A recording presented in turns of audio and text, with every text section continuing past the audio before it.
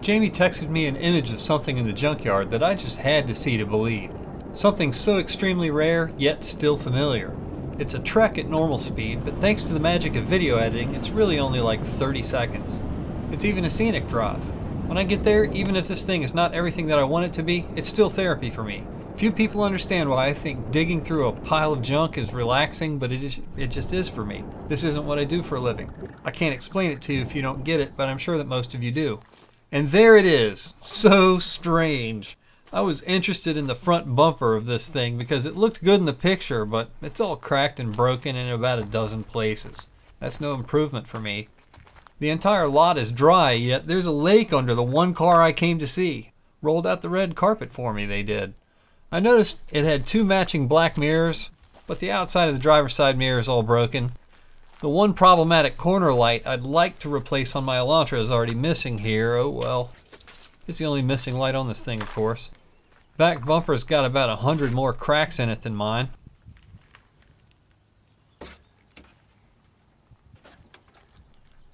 I've got everything that's inside of this trunk except for the Honda wheels. My back seat bottom doesn't like to lock and stay down, but what? Are you kidding me? This one's folded slam up in half. Who does that? So much for that. How about some stuff from the front seat area? Damn it, it has a sunroof, no dome light. Ew. The whole interior is worthless. Leaky sunroof. Biohazard. My GLS is loaded with power options and this GL doesn't have any, so no useful spares for any of that stuff. Manual mirrors. Stupid door seat belts. Hey, I might actually want those. I know my clock doesn't work. Maybe this one does. I'll grab the center console with the clock. It's kind of cool that this one happens to be a manual transmission chassis though. Mine was converted with a Sawzall and some cross-threaded bolts. I'll probably be back for some of that stuff. I suppose a spare 1.6 liter head would be a good thing to have, wouldn't it? The valve cover says Hyundai on it. I don't have one of those yet. That completes my collection. All of mine say Mitsubishi or DOHC. Oh, wow, really? That's cool. Did you just see that? This whole car has dry rotted. It's as if the rubber and the plastic parts are made of graham crackers. Really? I see a couple of rocker arms loose in here on the number 1 cylinder, but all the valves are still assembled. The timing belt was still on it, and it doesn't look to be in too bad a shape, but maybe it jumped time. I hope not. But I'm probably wasting my time. These small combustion chamber dual overhead cam cylinder heads are awfully hard to come by, and I love the compression bump that you get out of using it on a 2 liter, for some applications anyway. So let's see what I've got. It's a whole lot of work to pull the head, but I wouldn't forgive myself for passing this one up without at least checking it out first.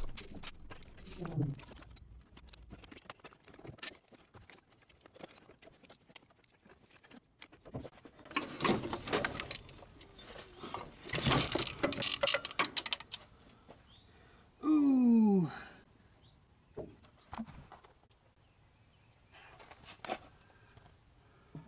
All that work. And that's where we're at. Oh well. Broke off a valve and tacoed it right through the face of the number 4 piston. I wasn't expecting to see this on number 4.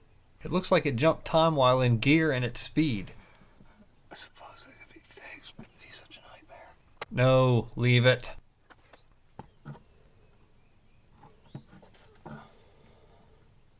The block's okay, but I don't need a 1.6 liter block.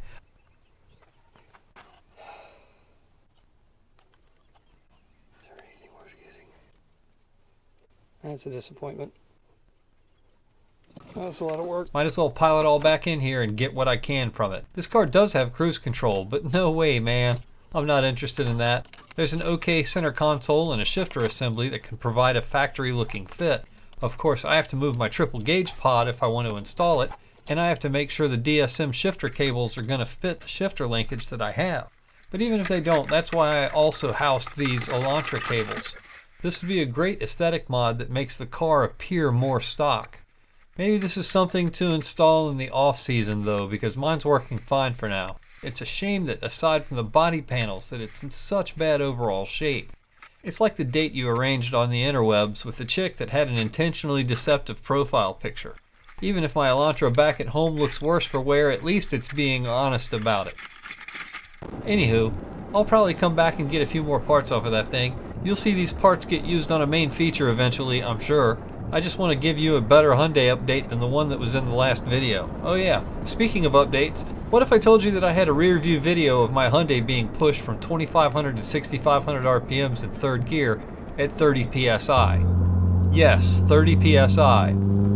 It took every last bit of that boost and didn't even knock because it was drowning in fuel. Look at the car roll up in the fast lane while I'm merging. They brake and pretend like they're a sane driver. My exit's a mile up the road, but they contemplate what to do for a minute. There's nobody in front of me, and they have a whole mile to pass me. And I'm totally cool with it. Be my guest, you have the whole passing lane for a mile.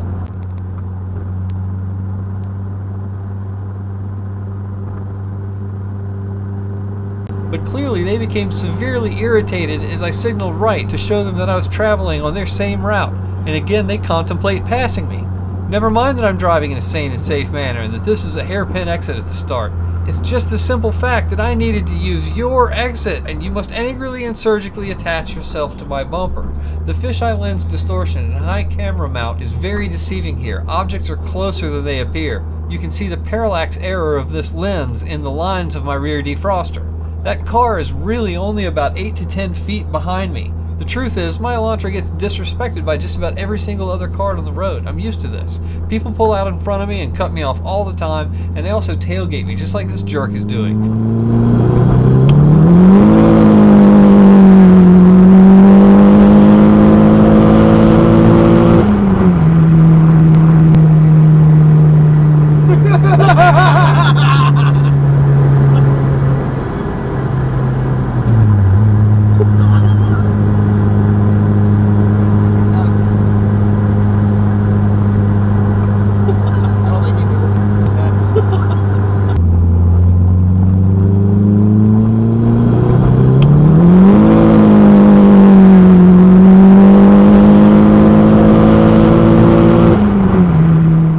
In case you missed it, let's back up and take a look at this log for a minute, just to see how stupid my tune really is. You see right here it says I'm making 2,018 horsepower and 1,665 foot-pounds of torque.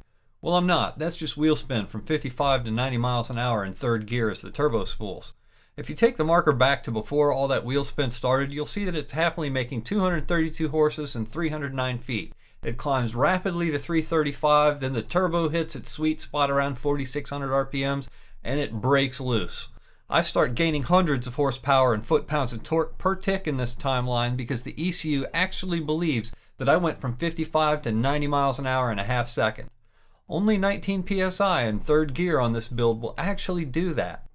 During my traction loss, that's when the only noticeable measurement of knock occurred in the pull. It didn't knock bad, but no knock would be much better. I can work with this. I never saw a check engine light blink, so I just let it eat. The knock seems to subside as the tires heat up and start to hook again. Boost maxes out around 31.5 pounds on this pull. The reason it's not knocking here is because my air-fuel ratios are 8.5 to 1. So essentially I'm throwing enough fuel on the fire to put it out. Probably the only reason it's not knocking. It's a full 1.5 points more rich than I'd want to see it. This air-fuel ratio gap from 24 to 30 PSI where I lose control of my air-fuel ratio is just an untuned area of my airflow charts that I've never been to before because I've never tried throwing anything close to this much at this engine. This is an absolutely stupid amount of boost right now, and people say this shouldn't be done. You shouldn't boost a 10-to-1 compression car. Well, this all-stock rotating assembly high compression build is taking it. It's taking all of it. 31.5 pounds and 3,200 hertz on the MAF signal with a $220 CX Racing turbo. I'm still on a stock timing table. I'm about a volt off of my voltage offset, and there's lots of room for improving that stuff. But there's a lot of good news in this data, like how I only gained 37 degrees Fahrenheit on my intake temps to the end of that pull, and how I can feed this turbo with 750cc injectors because once I fatten up that airflow table, I won't be out of injectors anymore. They're enough. I've already fixed the boost control solenoid, and I'm just now getting around to dialing in the gear-based boost control. but I wanted to share this so that you could see what kind of abuse my mechanical work can withstand. I hope you enjoyed this little sneak preview, and I don't care how you do it as long as you stay tubed.